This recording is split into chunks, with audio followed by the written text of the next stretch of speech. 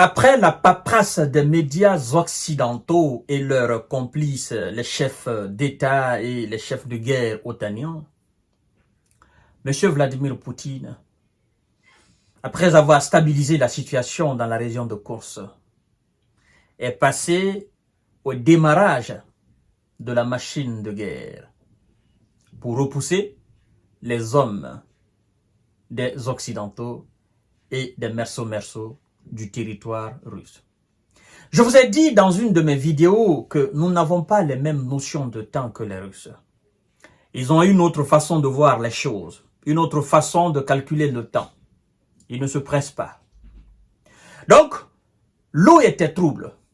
Il a fallu d'abord qu'ils attendent, c'est-à-dire qu'ils stabilisent d'abord l'eau, que l'eau se calme, qu'ils puissent voir clairement dedans quels sont les poissons qui sont là, quelle est la nature de ces poissons, les poissons sont au nombre de combien.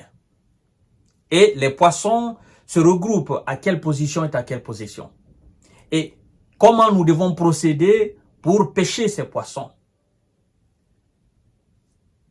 Tout fini. Alors, l'on nous apprend aujourd'hui que Vladimir Poutine, avec son état-major, ont envoyé la 55e régiment, c'est-à-dire ce sont des soldats d'élite de l'armée russe qui sont allés là, des soldats d'élite, qui ont pour but rapidement de nettoyer le terrain dans un laps de temps et sécuriser rapidement afin de ramener les populations. Parce que tout a été déjà planifié. On sait exactement où les gars se trouvent. Les gars sont contrecarrés, ils sont encerclés. Il suffit juste de lancer le filet.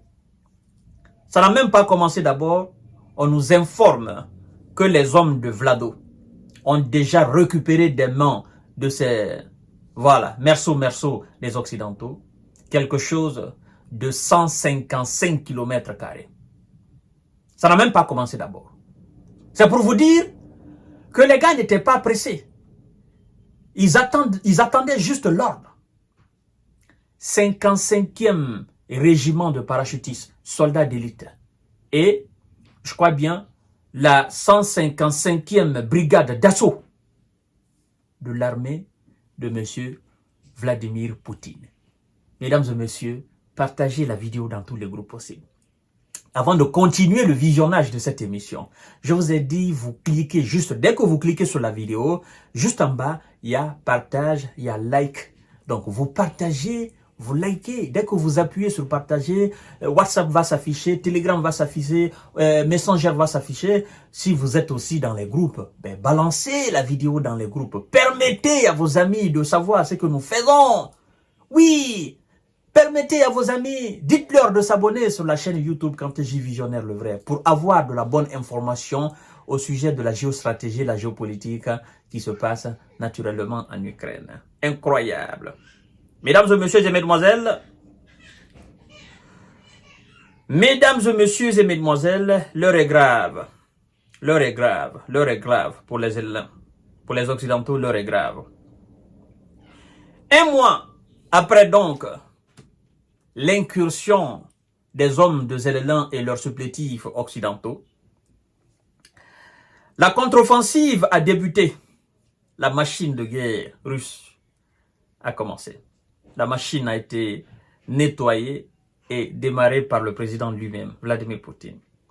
On nous informe que des affrontements ont été signalés dans le district de Kerenevski, dans l'oblast de Koursk, indique la chaîne Telegram Ribar, qui a des liens très forts et étroits avec l'état-major général de l'armée russe. On nous apprend. Une contre-offensive russe semble effectivement être confirmée par le canal de renseignement Open, source ukrainien. Eux-mêmes, ils confirment cela. Ils savent. Ils n'ont pas d'échappatoire. Alors, mesdames et messieurs et mesdemoiselles, d'après d'autres sources d'information, effectivement, la Russie a déployé des unités d'élite du 50e régiment de parachutistes et de la 151e brigade de marine. Il indique que des combats sont en cours dans la ville de Viktorovka. Et d'ailleurs, il y a une image qui circule où on a capturé 9 ou 10 ou 12 des éléments de M. Zelensky. Ils sont en train de se rendre parce qu'ils ont compris que ceux qui sont venus là, eux, ils blaguent pas. Eux, ils sont différents aussi de ceux qui sont dans le Donbass. C'est les méchants qui sont là. Des gars qui ne rigolent même pas. Ils plaisantent pas. On les voit même pas. Pour dire qu'ils ont plaisanté, c'est que tu as vu leur visage. Tu ne sais même pas qui il est. Est-ce que ce sont des robots ou bien est-ce que ce sont des êtres humains? Donc, c'est des gars qui tapent très fort, très précis, très rapidement et qui n'ont pas de temps à perdre. Donc, ce sont des soldats d'élite, mesdames et messieurs et mesdemoiselles. Alors, toujours, selon les chaînes Telegram, mesdames et messieurs et mesdemoiselles, les soldats de M. Vlado auraient repris jusqu'à 150 km² du territoire russe aux soldats de M. Zelensky. C'est pour vous dire combien de fois, c'est pourquoi j'ai fait la capture, pour vous montrer exactement comment ça se passe là. Pour que vous puissiez voir exactement. Parce que là, c'est fini la plaisanterie. Et on vous informe que les semaines à venir vont être très décisifs pour les gars de Zelensky. Soit ils tiennent là, ou bien, bon, déjà pour nous autres, c'est un fiasco. Parce que nous savons qu'ils n'ont pas les capacités de tenir. En fait, qu'est-ce qui va se passer? La Russie va repousser jusqu'au dernier soldat de M. Zelensky du territoire russe. Et puis, ça sera un enseignement donné aux Occidentaux. Pour dire, écoutez, comme vous ne savez pas comment on repousse des troupes d'un territoire, regardez comment ça se passe. Comme vous êtes en panne de stratégie pour nous repousser de l'Ukraine, pour dérussifier l'Ukraine comme vous avez si bien, n'est-ce pas, utilisé, voilà. Maintenant, nous allons vous apprendre. Et regardez très bien comment ça se passe. Après avoir alors nettoyé le tout, ils diront aux Occidentaux, vous voyez, que vous êtes incapables. Nous les avons repoussés tous. Il n'y a plus de soldats de M. Zelensky. Il n'y a plus de merceaux ici dans notre territoire. Et ils ne pourront plus revenir ici. Nous avons attendu, n'est-ce pas? C'était juste un petit temps de répit. On dit, bon, laissez-les jubiler un peu. Voilà, laissez-les un peu jubiler. Pour eux, c'est une victoire. Mais nous allons les avoir. C'est ce qu'on est en train d'assister, mesdames et messieurs. Les prochaines semaines vont être déterminantes. La riposte de la Russie semble donc bel et bien en cours. Avant, les Russes ne menaient dans ce secteur que des actions de ralentissement. Vous voyez, ils ne menaient que des actions de ralentissement. C'était pas vraiment des contrôles. Je vous ai dit que l'eau était trouble. Après avoir ralenti, après avoir stoppé complètement et encerclé, donc l'eau s'est calmée. Et puis là maintenant, ils ont vu clair dedans. La nature des poissons, le nombre des poissons, voilà, l'effectif, tout ça là où les poissons se cachent. Et puis, les pêcheurs ont dit, bon, écoutez, on va passer maintenant au ratissage, jeter les filets, jeter l'encre, puis bon, nous allons essayer rapidement de finir les trucs là, parce que on en a marre. Il faut qu'on les pêche maintenant. C'est ce qu'on est en train d'assister, mesdames et messieurs.